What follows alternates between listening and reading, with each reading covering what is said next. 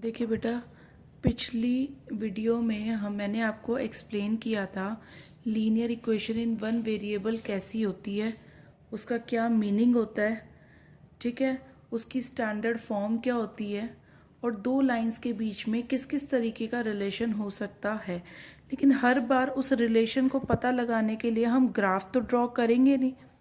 अगर मेरे पास ये दो लाइन है, पहली वाली लाइन का नाम है a1x plus b1y plus c1 equals to 0 और दूसरी वाली का नाम है a2x plus b2y plus c2 equals to 0। अगर ये दो लाइन गिवन है मेरे पास, लाइन 1 लाइन 2, तो पहला तरीका तो ये है कि मैं इसका ग्राफ ड्रॉ करूँ, फिर पता लगाऊं वो पैरेलल निकल के आया या वो दोनों लाइंस इंटरसेक्टिंग निकल के आई या फिर वो दोनों लाइंस क्या है कोइंसाइड, या फिर there is some shortcut also. वो शॉर्टकट क्या है? ये जो x के साथ खड़ा है वो x का कोफिशिएंट है। यहाँ पे इस लाइन में x का कोफिशिएंट कौन है? a1। इस लाइन में x का कोफिशिएंट कौन है? a2। इस लाइन का y का कोफिशिएंट क्या है? b1। इस लाइन में y का कोफिशिएंट क्या है? b2। और इस लाइन का कांस्टेंट क्या है? c1। इस लाइन का कांस्टेंट क्या है? c2। तो मैं क्या करती हूँ, x के कोफिशिएंट्स को आपस में रेशियो में रखती हूँ, a1 अपॉन a2। y वाले कोफिशिएंट्स को भी मैं रेशियो में रखती हूँ और कांस्टेंट्स को भी मैं क्या रखती हूँ? रेशियो में। अब एक चीज़ इसमें ध्यान देने वाली है बेटा, कांस्टेंट दोनों ही लाइन में या तो दोनों के लेफ्ट में होने चाहिए या दोनों के राइट में होने चाहिए। ऐसा ना हो कि इस वाली लाइन का कोफिशिएंट तो लेफ्ट साइड पे बैठा है और इस वाली लाइन का कोफिशिएंट राइट साइड पे बैठा है। तो क्या करो, राइट से आप इसको कहाँ ले आओ? लेफ्ट पे।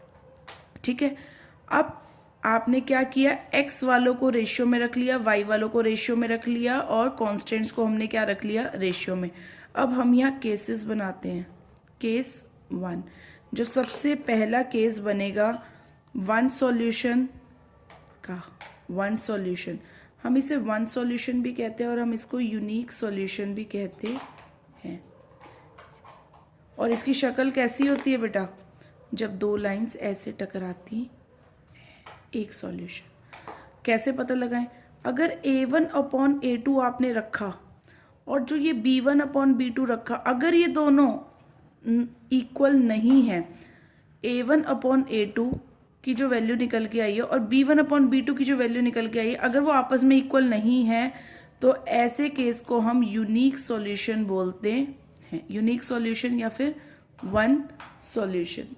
ठीक है बेटा, अगला है केस 2। केस 2 क्या कहता है? केस 2 आपने जो लर्न करना है वो है पैरेलल वाला, पैरेलल लाइंस वाला, जिसमें कितने सॉल्यूशन होते हैं? No solution. टकराती नहीं वो आपस में तो फिर सॉल्यूशन नहीं होते। किस तरीके की शक्ल होती है उनकी? इस तरीके की।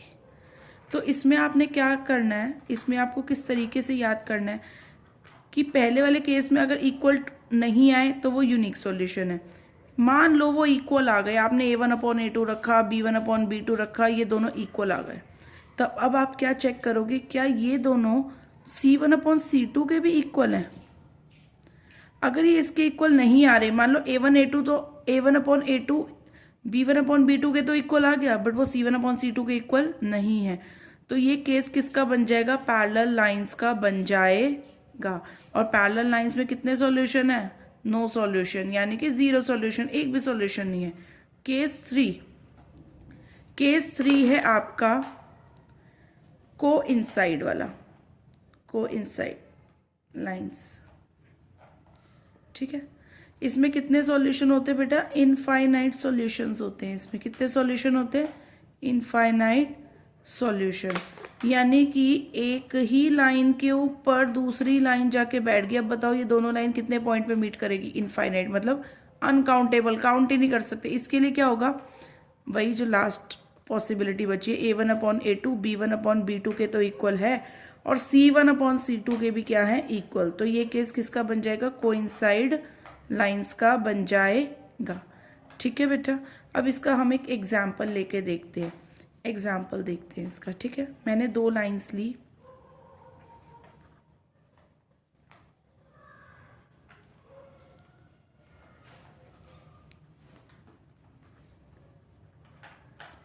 देखो ये लाइन की इक्वेशन है, मुझे कैसे पता चले ये लाइन की इक्वेशन है? एक्स की डिग्री कितनी है? 1, वाई की डिग्री कितनी है? 1 और दोनों और वेरिएबल कितने हैं टोटल? 2। यहाँ पे देखो एक्स की डिग्री कितनी है बेटा? 1, वाई की डिग्री कितनी है बेटा? 1 और वेरिएबल कितने हैं टोटल? 2। तो मैं समझ गई, अरे ये तो क्या किसकी इक्वेशन है? एक लाइन की। इसको मैं दे देती हूँ लाइन 1 और इसको मैं क्या नाम दे देती हूँ? लाइन 2। अब देखो यहाँ पे A1 कौन है? 2, B1 कौन है? 3 और C1 कौन है? 8। तो मैं लिख लेती हूँ A1 है मेरा 2, B1 है मेरा 3 और C1 है मेरा 8। इस लाइन में A1 कौन है? 4, B1 कौन? A2 क्या है? 4, B2 क्या है? 6 और C2 क्या है? 9। अब मैंने कंपेयर करना शुरू करती हूँ। A1 को मैं A2 के साथ लेती हूँ रेशियो, B1 वाले का B2 के साथ लेती हूँ, C1 वाले का C2। या आप इस तरीके से भी याद रख सकते हैं, X वाले का X वाले के साथ रेशियो लेना, Y वाले का Y वाले के साथ रेशियो लेना और कांस्टेंट वाले का कांस्टेंट वाले के साथ रेशियो लेना है। अब मैंने A1 का रेशियो लिया A2 के साथ, B1 का रेशियो लिया B2 के साथ, C1 का रेशियो लिया C2 के साथ। ध्यान से देखो, 2 1 जा 2, 2 2 जा 4, 3 1 जा 3, 3 2 जा 6 और ये तो कैंसिल नहीं हो रहे, तो आया क्या? 1/2, 1/2, 8/9। देखो ये दोनों तो इक्वल है पर ये आपस में इक्वल नहीं है। तो ये कौन सा केस बना? ये तो बना A1/A2 equals to B1/B2 is not equal to C1/C2। ये कौन से केस में है? पैरेलल लाइंस के केस में।